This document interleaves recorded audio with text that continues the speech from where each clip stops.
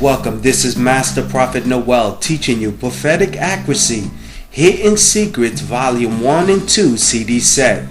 In this course, you will learn the hidden secrets all prophets must embrace if they truly desire to increase their prophetic accuracy. We will continue with today's teaching, Prophetic Accuracy, Hidden Secrets, Volume 1 and 2 CD set. We'll be right back with today's teaching.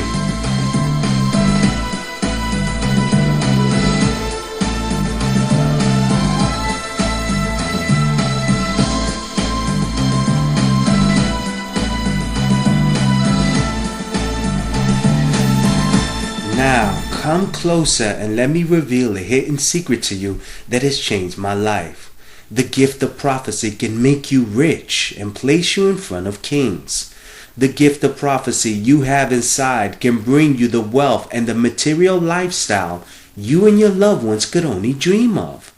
The gift of prophecy can empower you to walk away from your 9-to-5 job you so eagerly hate and move you closer to your faith, your family, and the financial freedom you so eagerly desire. The gift of prophecy is the answer, the solution to the wealth you diligently seek every morning when your alarm clock wakes you up. The moment the Lord revealed the hidden secret that lies inside of me and the powerful truth of its ability to give me the financial freedom 3 generations of family members could not achieve, was the moment I began to stir the gift of prophecy to increase my prophetic accuracy. Now the great prophet Daniel used his gift of prophecy to reveal the secrets of King Nebuchadnezzar's dream that brought him great wealth. In Daniel chapter 2 verse 46 to 48, then King Nebuchadnezzar fell prostrate before Daniel and paid honor and ordered that offerings and incense be presented to him. The king said to Daniel, "Surely your God is God of gods and Lord of kings and a revealer of mysteries, for you were able to reveal this mystery." Then the king placed Daniel in a high position and lavished many gifts on him. He made him ruler over the entire province of Babylon. You see, using the gift of prophecy, Daniel revealed the king's dream and was rewarded with great wealth due to his prophetic accuracy. Now listen to a prophetic word I gave to this caller that was so accurate that he was so impressed with my word that he joined my school of the prophets and became a graduate. Listen closely to this prophetic word. The prophet will say, Jesse, is that God is going to start moving you to make powerful decisions. This is going to be a year of decisions where it's going to be between you and God. And I want you to make a decision because God is going to start to plant some things in your heart that you need to follow up with that maybe not everyone in your family is going to understand. They're not going to really appreciate, but you need to follow the unction of God that has in your heart. Some of the things that God is telling me that is going to deal with you, Jesse, is that I want you to contemplate that for 2010, you and your wife visiting the homeless shelters.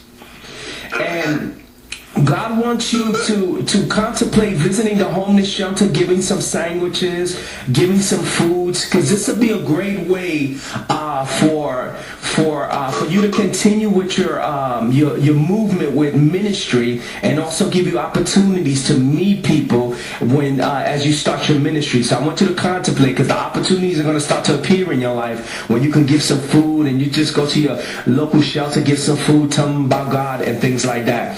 Also, I want you to also keep in mind, you're going to make an important decision about what you're going to do for 2010. Now, let me just tell you some things that you're contemplating that God is going to start to put in your heart.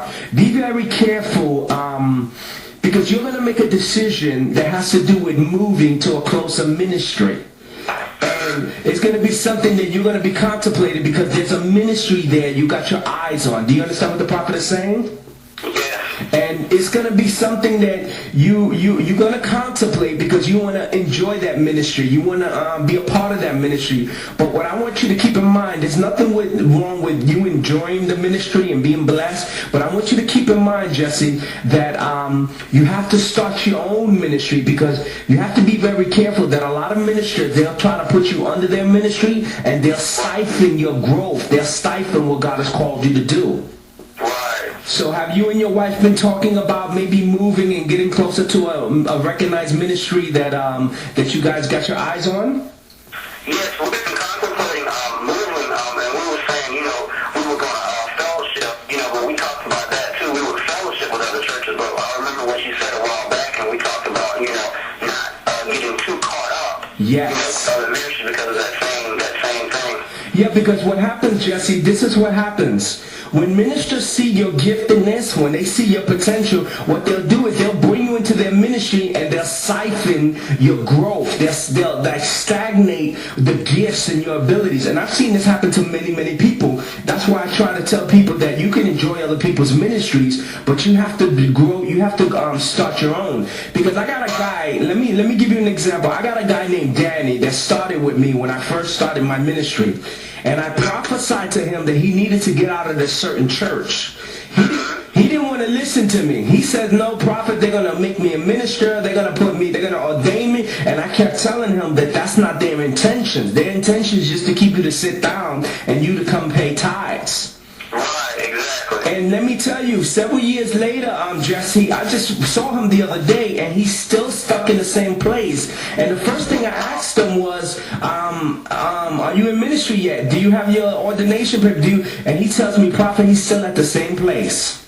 Wow. And we don't want that for you. We want you to take over the world, you and your wife, and we want you guys to make some decisions. Now, God is going to start to put in your heart, Jesse, 1 year. God, you're going to start to see that God is going to make a commitment to you that he's asking 1 year from you, Jesse, 1 year. And in this year of 2010, you have to give him this 1 year so that you can see the movement of God in your life. Because what God is going to do, Jesse, he's going to start to move you to do other things. I know you have plans for 2010. You were thinking about law school, but God keeps saying 1 year. Give him 1 year. Because in this 1 year, Jesse, he's going to move you in so many directions, and it's going to show you that your dependency is not in money or physical opportunities, and your dependency is going to be on God. He's going to move you in this 1 year in 2010. You're going to go with your wife. You're going forward. You're going to continue to work, and then God is going to start to cause new events that are going to start to appear in your life, and it's all going to be in the promise of 1 year. Wow. And Jesse, I want you to also keep in mind, I want you to continue to look for your angels. Your angels are gonna, as I was praying for you, your angels keep dealing with me that you need to continue to connect. You need to continue to connect because you're desiring them and they're desiring you, and you need to continue to learn. You need to continue to grow because you're gonna operate your ministry, and you're gonna be like a crossing over, like a Van Prague, and you want to continue to connect with your angels and be sensitive so that when you're standing in front of people, you can operate in that gift. You have any questions for the prophet? Wow, that's accurate. It's funny you mentioned the thing about the homeless shelter because I had to go for work purposes. I had to go and deliver food to the homeless shelter 3 or 4 times in 1 week. The battered women's shelter. Beautiful. During the Thanksgiving holidays, and me and the owner got to talking, and I got to meet some of the people. So beautiful. About the moving situation, that's so true because my wife and I were getting ready to move to Atlanta. Yes.